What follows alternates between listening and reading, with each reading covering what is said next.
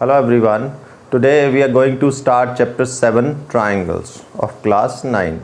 In this chapter mainly we are going to discuss about the congruency, congruent figures. As you have done in the earlier classes also, in 7th and 8th also, the concept of congruency you have done, congruent figures, congruent triangles you people have done.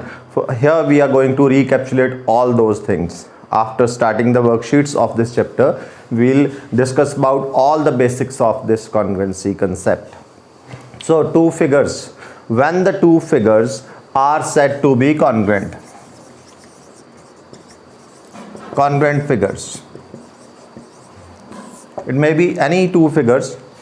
In the last we'll discuss about the triangles only, figures will take triangles only, but in the concept of congruent figures, congruency depends on two factors. Congruency depends on two factors. What are those two factors? One is shape and the other is size. So congruencies depend on two factors, shape and size.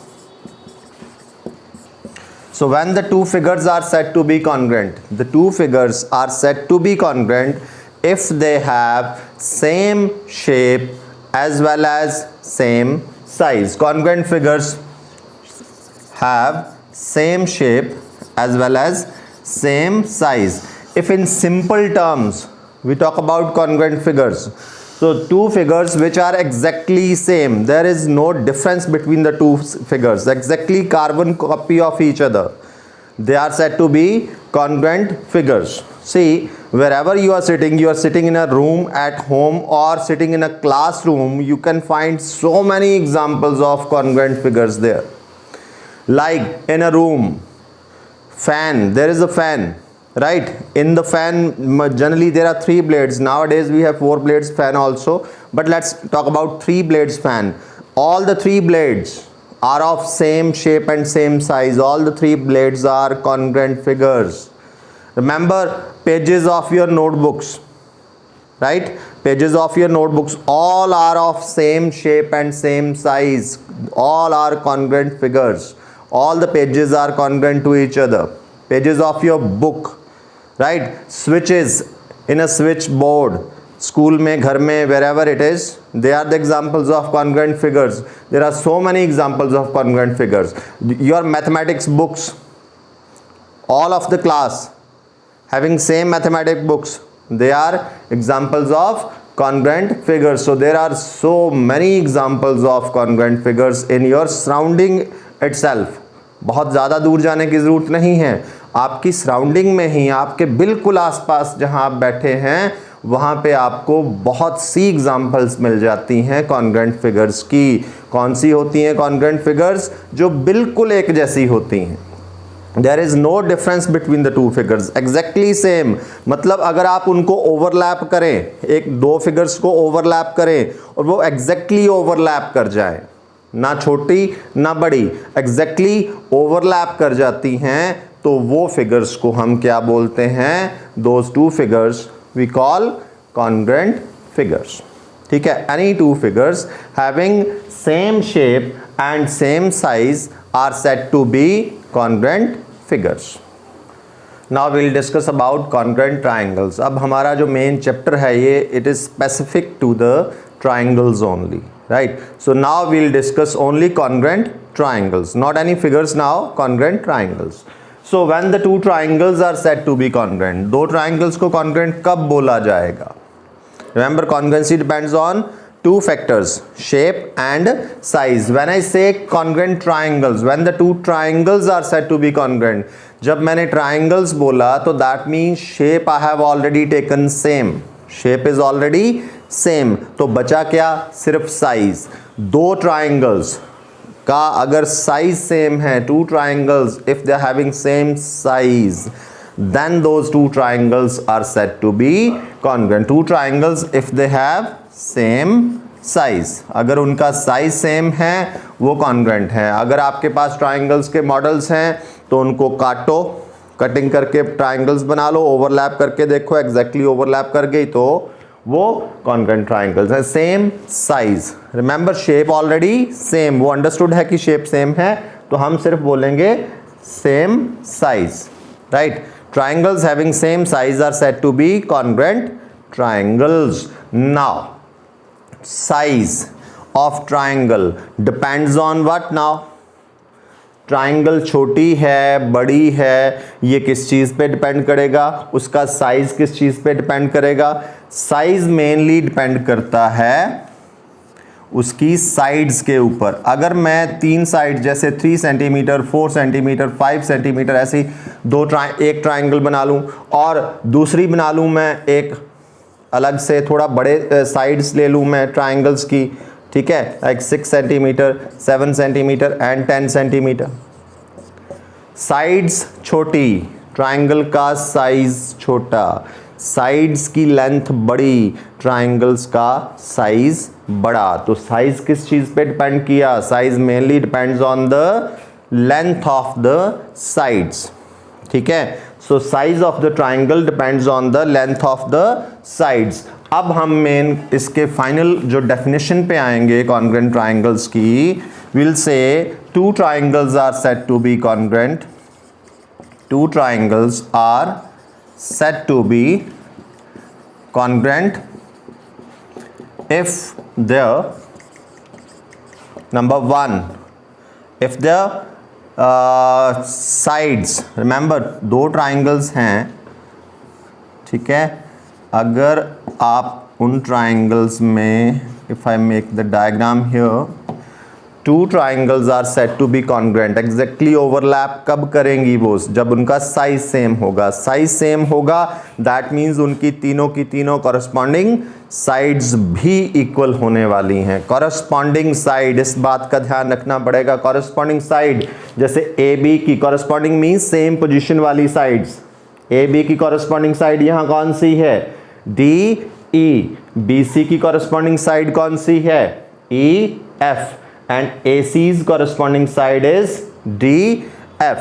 तो two triangles congruent तब होंगी अगर उनकी corresponding sides equal होंगी। सिर्फ sides मत बोलना equal, that means AB will be equal to DE, BC equals to EF and AC equals to DF। So final definition पे आएंगे, two triangles are said to be congruent if their number one corresponding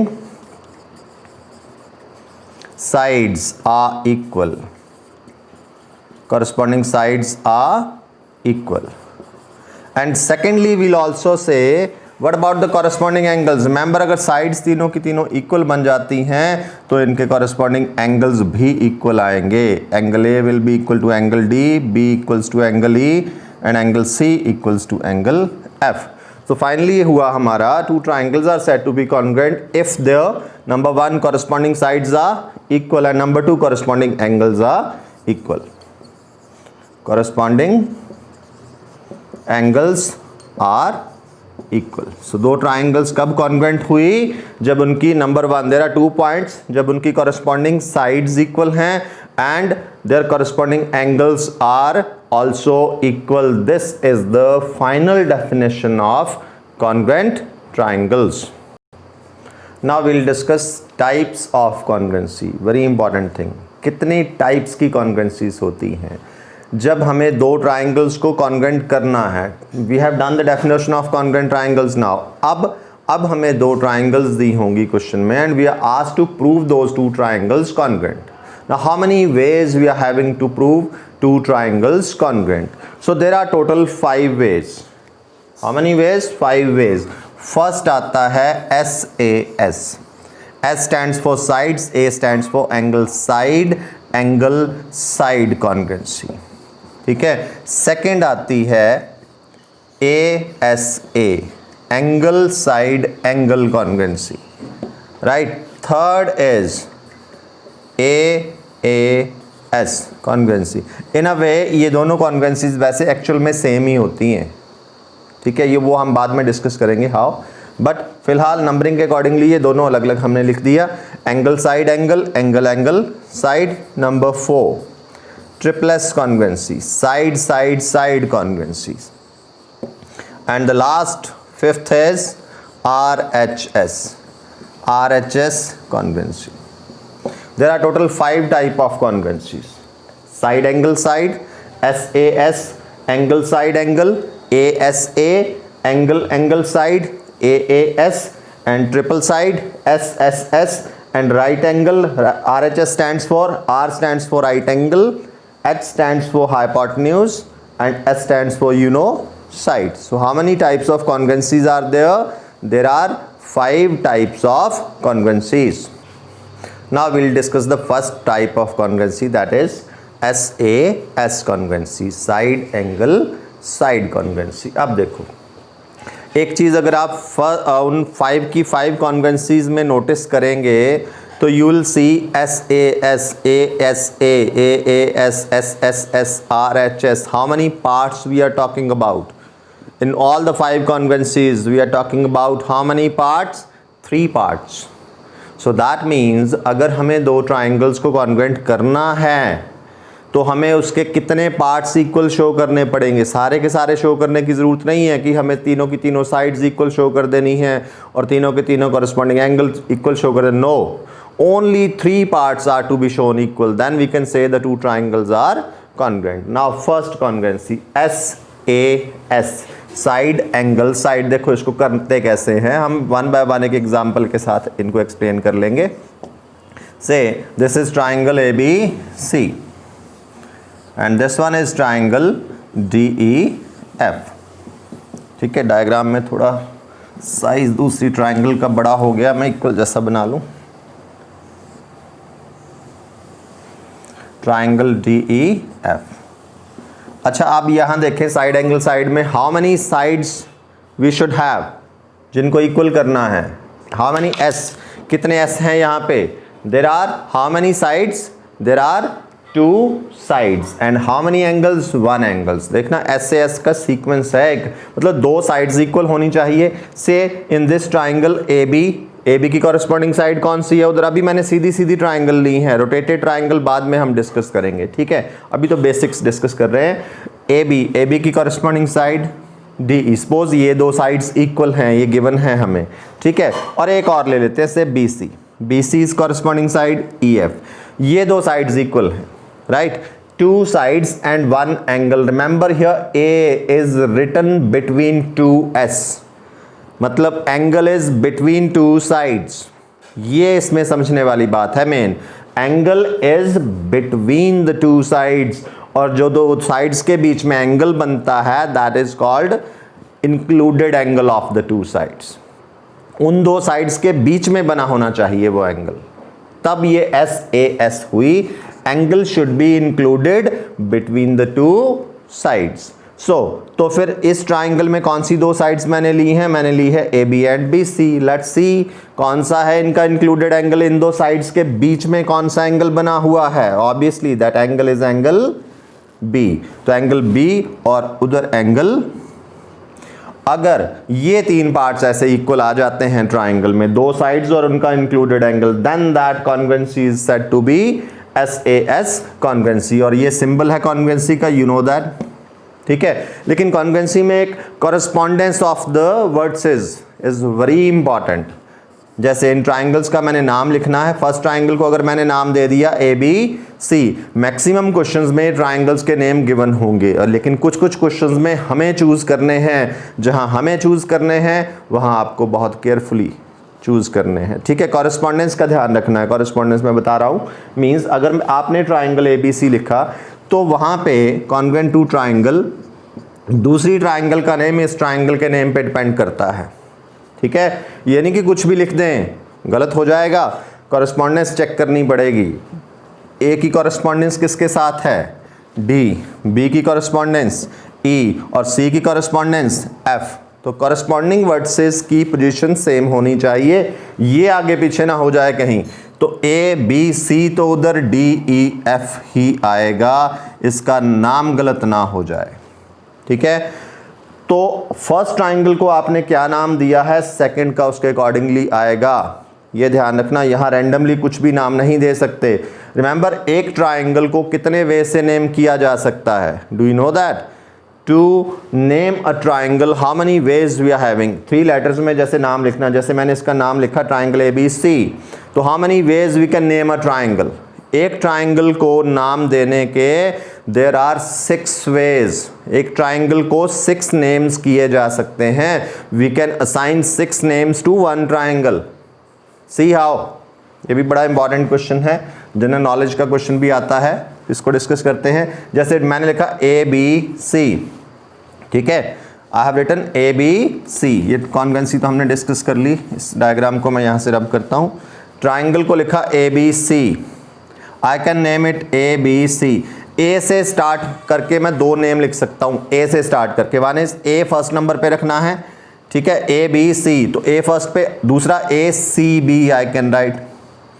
so 2 name starting with A, ऐसे ही 2 name starting with B, 2 name starting with C हो जाएंगे। B से start करें, BAC, B को रखना फर्स्ट पे, BCA, ठीक है। ऐसे ही C को अगर फर्स्ट नंबर पे रखेंगे, CAB, CBA। सो एक ट्राइंगल को कितने नेम दिए जा सकते हैं, एक ट्राइंगल को कितनी टाइप से नेमिंग की जा सकती है, it depends, it can be given by 6 veg.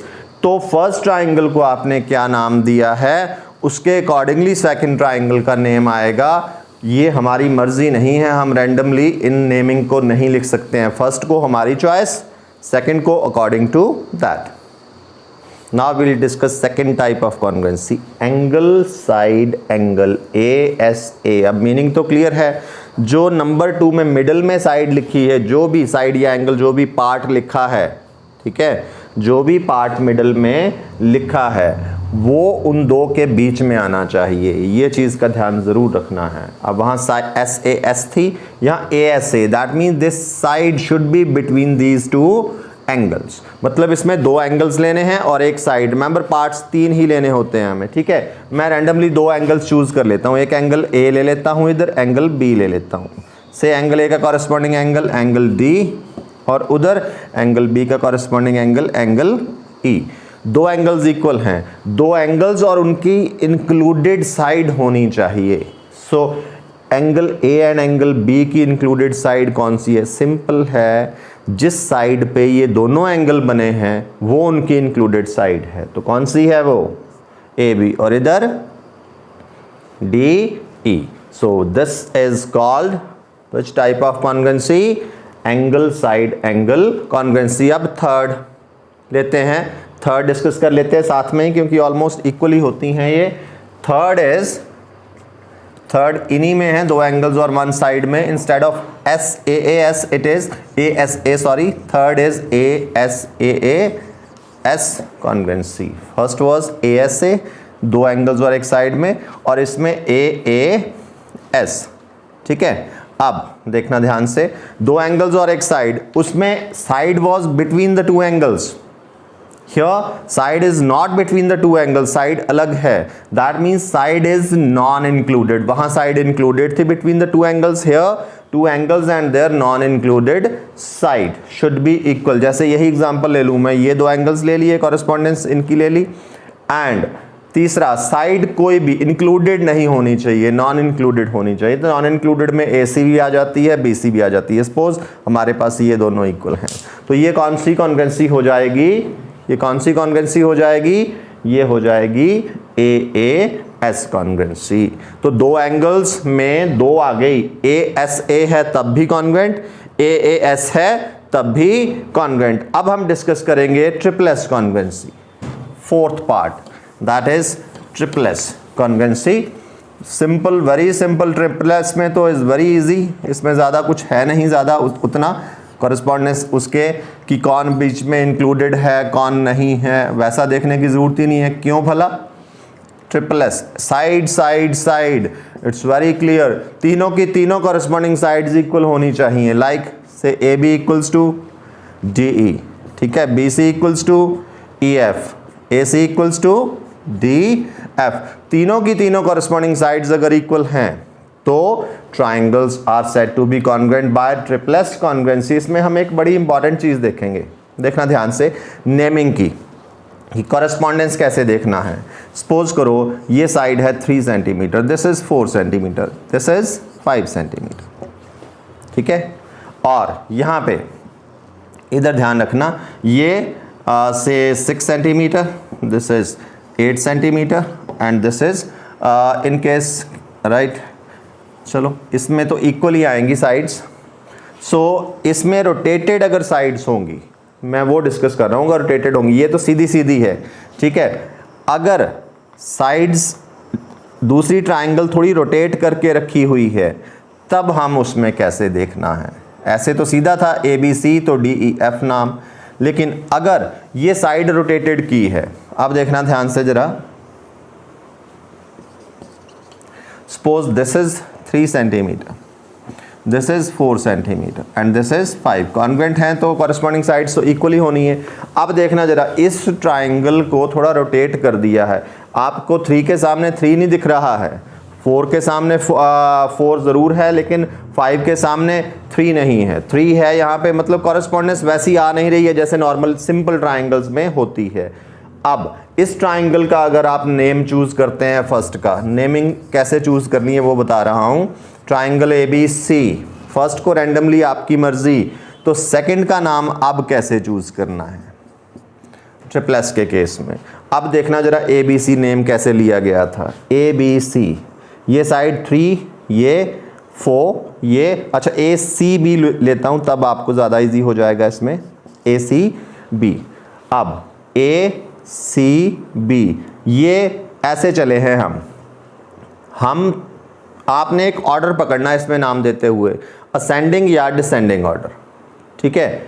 Ascending जैसे 3 के बाद 4, 4 के बाद 5, तो मैं असेंडिंग ऑर्डर लेता हूँ, 3 के बाद क्या आता है 4, 4 के बाद 5, मतलब ट्राइंगल का नाम मैंने लिया BAC इंस्टेड ऑफ ACB। ये सारे 6 के 6 ही आ जाएंगे, ये इजीली मैं आपको इजी वे से बताता हूँ। BAC ये कौन सा ऑर्डर लिया हमने, असेंडिंग ऑर्डर लिया, ठीक है। तो उधर भी आपने असेंडिंग ऑर्डर में ही उसको नाम चलेगा, वो कॉरस्पॉन्डेंस होगी उसकी, राइट। 3 4 5, उधर भी 3 4 5, तो देखना जरा 3 4 5 ऐसे चलेगा नाम, ठीक है। तो अगर इसका BAC नाम आया, BAC असेंडिंग ऑर्डर में, तो उसका नाम देखना क्या आ गया, ऐसे चलेगी सेंटेंस, ठीक है। असेंडिंग ऑर्डर इस वजह से चलेगा EFD, तो ये आएगा EFD। तो कॉरस्पॉन्डेंस का बड़ा ध्यान रखना होता है आपने। This is triple S congruency and now we will discuss the last one, 5th congruency, that is RHS congruency. 5th congruency is RHS congruency. RHS you know, R stands for right angle, H stands for hypotenuse, ठीक है, and S simply side, so RHS। अब इसमें दो triangles को congruent कैसे करना है। R right angle, मतलब दोनों ट्राइंगल्स में एक राइट एंगल ज़रूरी चाहिए, इसमें राइट एंगल B है तो इसमें Q है, तो RHS दैट मीन्स सिंपली ये किन ट्राइंगल्स में अप्लाई होगी, ये सिर्फ और सिर्फ राइट ट्राइंगल्स में ही अप्लाई हो सकती है, ठीक है जी। सो दोनों में एक एक राइट एंगल होना चाहिए। R H stands for hypotenuse, means उनकी एक हाइपोटेन्यूज इक्वल ज़रूरी होनी चाहिए। हाइपोटेन्यूज कौन सी साइड होती है ट्राइंगल में, side opposite to the right angle, तो उनकी हाइपोटेन्यूज भी इक्वल होनी चाहिए, सेकेंड, ठीक है जी।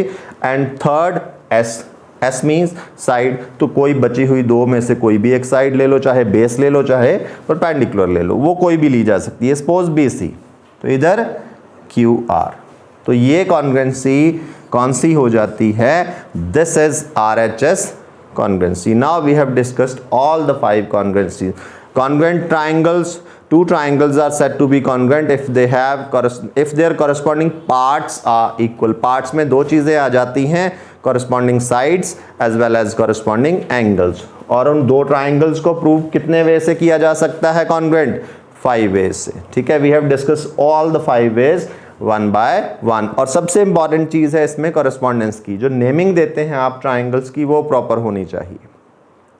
ये चीज़ें ध्यान में रखनी पड़ेंगी हमेशा। ये अगर मैंने इसका नाम ABC दिया है तो इसका PRQ दे दूंगा तो गलत हो जाएगा, ठीक है। कॉरस्पॉन्डेंस का बहुत ध्यान रखना है, ये बेसिक्स हैं कॉन्ग्रुएंसी के, और इनको एक बार अच्छी तरह से रिपीट कर लेना है। इसके बाद फिर हम we are going to start the worksheets, ठीक है। बड़े ध्यान से समझने हैं ये कंसेप्ट, कोई भी प्रॉब्लम आती है, you can ask me any time. Thank you.